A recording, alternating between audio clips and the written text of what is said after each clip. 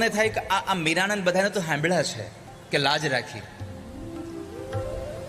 પણ એક સત્ય ઘટનાનો પ્રસંગ તમને કહું. ઉદયપુરમાં શ્રી રૂપ ચતુર્ભુજ મહારાજનું એક મંદિર છે,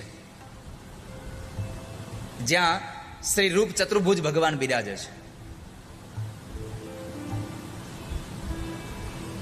મંદિરના પૂજારી હતા દેવાજી પંડા.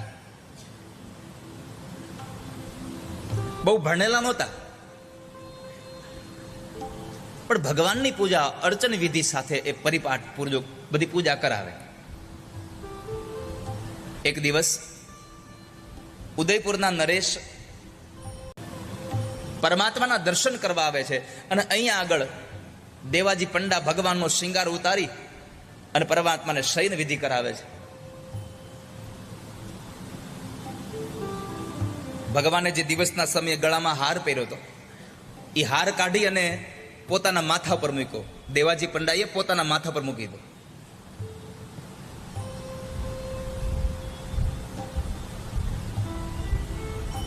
પોતે ભગવાનની પૂજા વિધિ કરી રહ્યા છે. એમાં બરાબર સમાચાર મળ્યા કે ઉદયપુરના નરેશ આવ્યા છે. ગર્ભગૃહના મંદિરના પટ બંધ થઈ ગયા છે,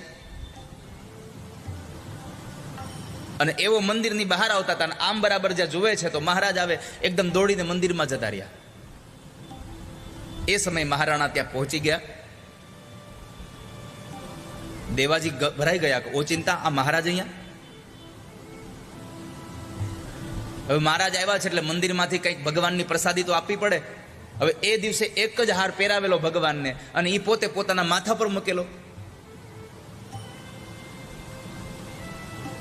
શું કરું, બીજો હાર હતો નહીં, એટલે પોતાના માથેથી હાર કાઢી અને મહારાજને પ્રસાદીનો હાર દેવા માટે પહેરાવ્યો.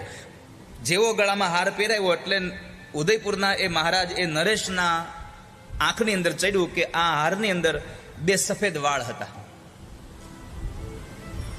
દેવાજી પંડાને મોટા મોટા સફેદ વાળ. હવે એ હારમાં ફસાઈ ગયેલા, એને ખબર નહીં.